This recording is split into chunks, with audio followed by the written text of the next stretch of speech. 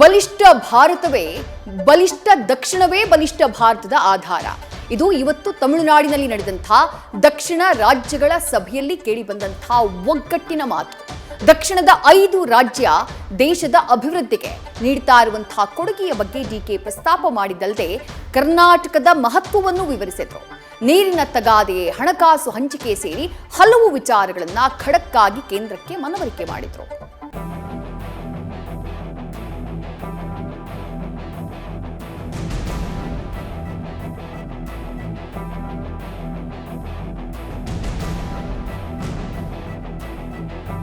ಬಲಿಷ್ಠ ದಕ್ಷಿಣ ಭಾರತವೇ ಬಲಿಷ್ಠ ಭಾರತದ ಆಧಾರ.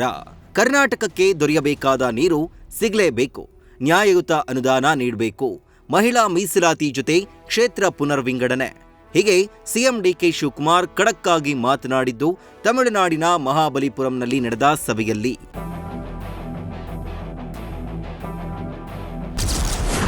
ಮೂವತ್ತೊಂದನೇ ದಕ್ಷಿಣ ವಲಯ ಮಂಡಳಿಯ ಮಹತ್ವದ ಮೀಟಿಂಗ್.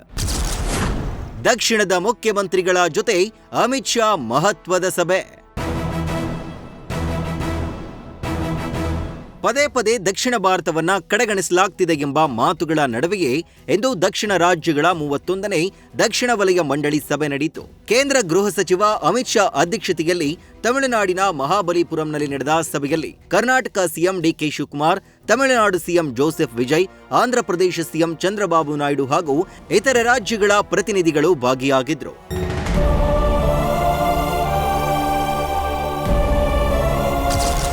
ದಕ್ಷಿಣ ಭಾರತಕ್ಕೆ ನ್ಯಾಯಯುತ ಅನುದಾನ ನೀಡಲು ಸಿಎಂ ಡಿಕೆ ಆಗ್ರಹ. ಇಂದಿನ ಸಭೆಯಲ್ಲಿ ಸಿಎಂ ಡಿಕೆ ಶಿವಕುಮಾರ್ ದಕ್ಷಿಣ ರಾಜ್ಯಗಳ ಹಾಗೂ ಕರ್ನಾಟಕದ ಮಹತ್ವವನ್ನ ಮತ್ತೆ ಕೇಂದ್ರದ ಗಮನಕ್ಕೆ ತಂದರು. ಬಲಿಷ್ಠ ದಕ್ಷಿಣ ಭಾರತವೇ ಬಲಿಷ್ಠ ಭಾರತದ ಆಧಾರ. ದೇಶದ ಆರ್ಥಿಕತೆಗೆ ಕೊಡುಗೆ ನೀಡ್ತಾ ಇರುವ ದಕ್ಷಿಣದ ರಾಜ್ಯಗಳಿಗೆ ಸಂಪನ್ಮೂಲ ಹಂಚಿಕೆ, ರಾಜಕೀಯ ಪ್ರಾತಿನಿಧ್ಯ ವಿಚಾರದಲ್ಲಿ ನ್ಯಾಯ ಒದಗಿಸಬೇಕು. ಅಲ್ಲದೆ ದಕ್ಷಿಣ ರಾಜ್ಯಗಳ ರಾಜಕೀಯ ಪ್ರಾತಿನಿಧ್ಯತೆಯನ್ನ ರಕ್ಷಿಸಲು ಸದ್ಯ ಇರುವ ಲೋಕಸಭಾ ಕ್ಷೇತ್ರಗಳ ಸಂಖ್ಯೆಯನ್ನ ಹಾಗೆ ಮುಂದುವರಿಸಬೇಕು. ಇಲ್ಲವೋ 1971ರ ಜನಗಣತಿ ಆಧಾರದಲ್ಲಿ ಮಾಡಬೇಕು ಅಂತ ಒತ್ತಾಯಿಸಿದ್ರು.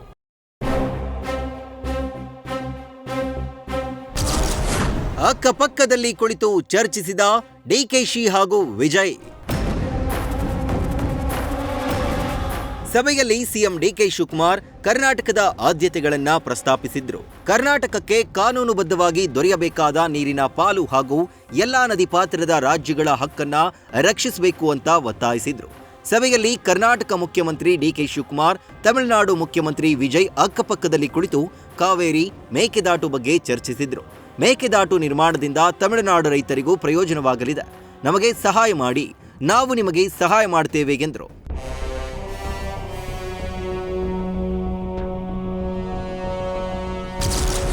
ಲೋಕಸಭೆಯ ಒಟ್ಟು 543 ಸ್ಥಾನಗಳನ್ನು ಯಥಾಸ್ಥಿತಿಯಲ್ಲಿ ಮುಂದುವರಿಸಿ, ಇನ್ನು ಜನಸಂಖ್ಯೆ ನಿಯಂತ್ರಣ ಮಾಡುವಲ್ಲಿ ಹಾಗೂ ಅಭಿವೃದ್ಧಿ ಹೊಂದಿದ ದಕ್ಷಿಣ ರಾಜ್ಯಗಳಿಗೆ ಕ್ಷೇತ್ರ ಪುನರ್ವಿಂಗಡಣೆ ವೇಳೆ ಅನ್ಯಾಯವಾಗಬಾರದು ಅಂತ ಸಿಎಂ ಡಿಕೆ ಶಿವಕುಮಾರ್ ಒತ್ತಾಯಿಸಿದ್ದಾರೆ.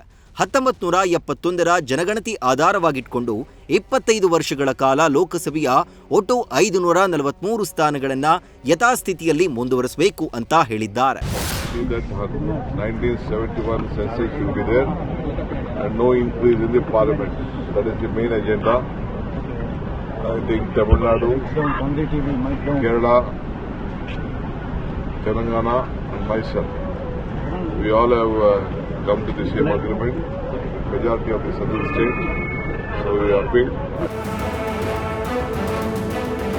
ಒಟ್ಟಾರೆ ಅಮಿತ್ ಶಾ ನೇತೃತ್ವದಲ್ಲಿ ನಡೆದ ದಕ್ಷಿಣ ರಾಜ್ಯಗಳ ಸಭೆಯಲ್ಲಿ ಕಾವೇರಿಯಿಂದ ಹಿಡಿದು ಕ್ಷೇತ್ರ ಪುನರ್ವಿಂಗಡಣೆ ಬಗ್ಗೆಯೂ ಚರ್ಚಿಸಲಾಗಿದೆ.